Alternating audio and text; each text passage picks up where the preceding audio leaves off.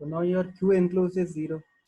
तो जो second Gaussian surface आपने लिया है which is passing through the point 3 surface of not surface through the mid of the spherical shell, उसके through जब तुम टोटल चार्ज एनक्लोज निकालोगे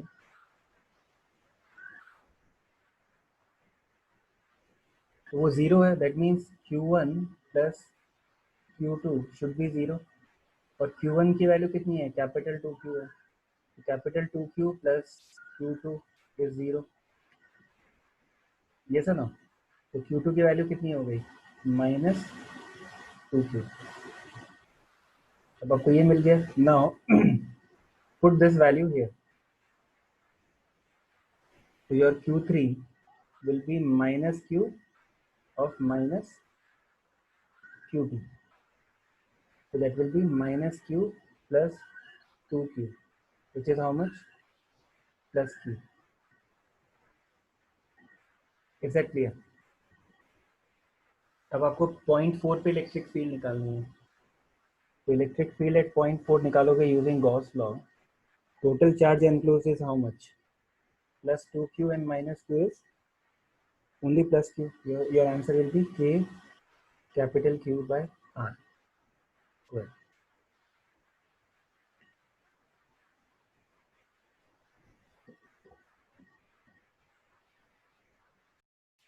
ठीक है, तो आपने क्या किया? ध्यान से देखना। You have a charge Q, it's a point charge Q, and you wish to find out total electric flux associated with a Gaussian surface. So this surface is not regular, it is some randomly shaped surface. In this surface you have taken one small patch. Okay, this small patch has an area vector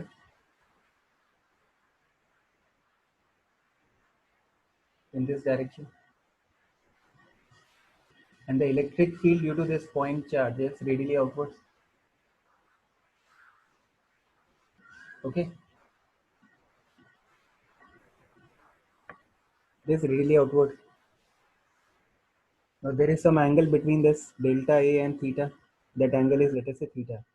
And then there is some solid angle associated with it. ये जो surface है, ये surface का यहाँ पे एक solid angle भी होगा with respect to the point charge Q.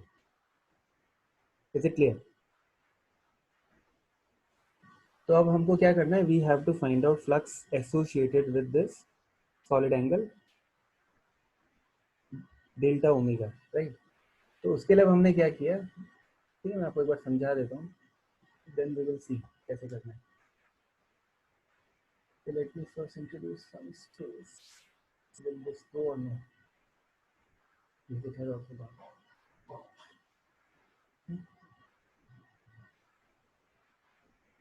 Okay, now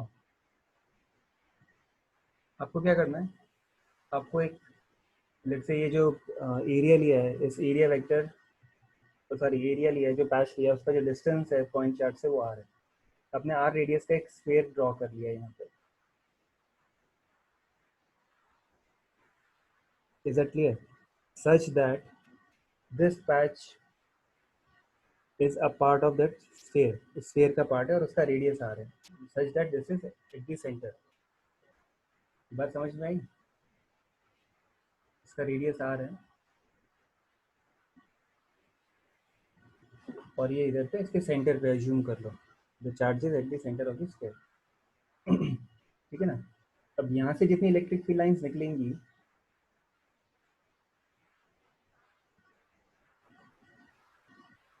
उसमें से कुछ इलेक्ट्रिक फील्ड लाइंस इस पैच में से भी जाएगी। ये सुनो, है ना?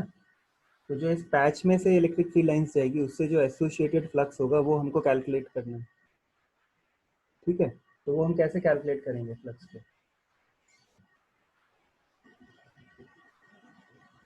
Let's look at the other diagram. आपने क्या किया, जो आर रेडियस का लिया था स्फीयर, ये उसी का ही पार्ट है लेट अस से।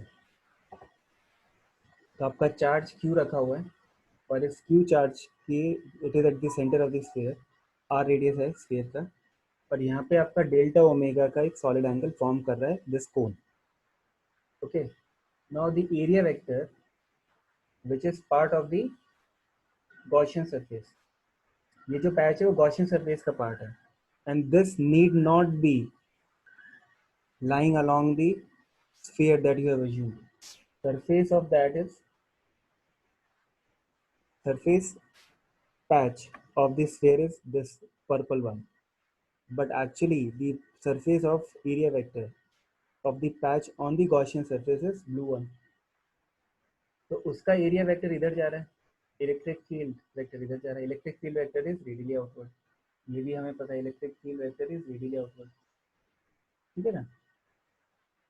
तो जितना भी फ्लक्स इसके थ्रू क्रॉस कर रहा होगा, जितना भी फ्लक्स पर्पल पोर्शन के थ्रू क्रॉस कर रहा होगा, it will definitely pass through the blue one as well. ये बात समझ में आ रही है कि नहीं आ रही? क्योंकि electric flux is a measure of the number of field lines that are passing through it. तो पर्पल से जितनी फील्ड लाइंस क्रॉस करेंगी उतनी तुम्हारी डेल्टा ए से भी क्रॉस करेगी, ब्लू वाले से भी। तो और इसका जो फ्लक्स होगा दैट वी कैन कैलकुलेट, कैसे कैलकुलेट कर सकते हैं? What we will do is we will try to find out the flux D phi through that area D A. Let's say ये एरिया डी ए है और ये वाला जो एरिया है that is D A dash. तो D A dash by r square is d omega. This is d omega, a very small elemental solid angle which has the projected area dA dash. dA dash by r square is d omega. This is how solid angle is defined.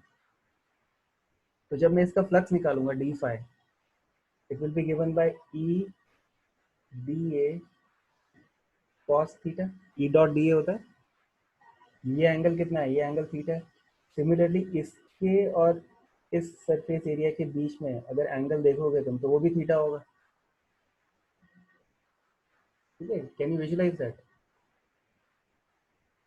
देखो ये जो surface है और ये वाला जो surface है, इनके बीच में भी एंगल थीटा ही होगा ना, क्योंकि electric field is normal to this area, ये इससे नॉर्मल है। और ये वाला जो एरिया है इसका एरिया वेक्टर इलेक्ट्रिक फील्ड के साथ में एंगल थीटा बना रहा है। तो बेसिकली ये डेल्टा ए डैश का एरिया वेक्टर को रिप्रेजेंट कर रहा है, ये इस डायरेक्शन में डेल्टा ए का वेक्टर होगा और डेल्टा ए इस डायरेक्शन में। तो जो इनके बीच में एंगल है वो उनके प्लेन्स के बीच में भी एंगल है। तो हमारा रिलेशनशिप क्या हो जाएगा? D A cos theta will become D A dash. Is that clear? I hope इतना समझ में आ गया होगा। तो जो डी फाई है that is E D A. E की वैल्यू क्या है? K Q upon R square D A dash. K को लिख सकते हैं अपॉन 1/4 का epsilon nought Q times D A dash by R square, and this is nothing but what? Q upon 4 का epsilon not D omega. This is my d phi. Okay. Now, if I wish to find out total flux for that Gaussian surface,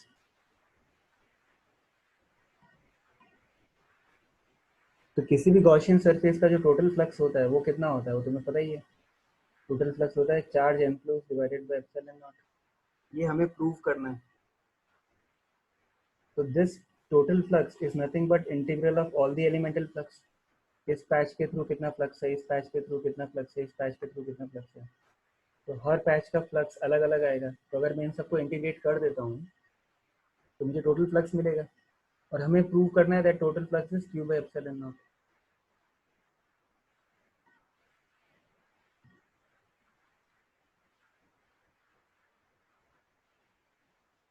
ठीक है ना?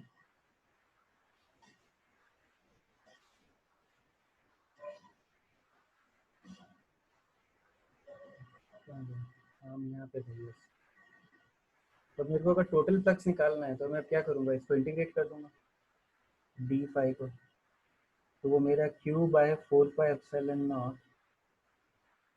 Integral of d sigma आएगा, and this will be what my surface integral. तो जब मैं किसी भी एक एनक्लोज गॉसियन सरफेस का टोटल सॉलिड एंगल निकालूंगा about any point which lies inside, that will be 4 pi steradian. 4 pi steradian है ना, ये टर्म क्या हो जाएगा, 4 पाई स्टेरेडियन, ये इससे कैंसिल हो गया, q by epsilon not. This is how you prove Gaussian theorem, Gauss law.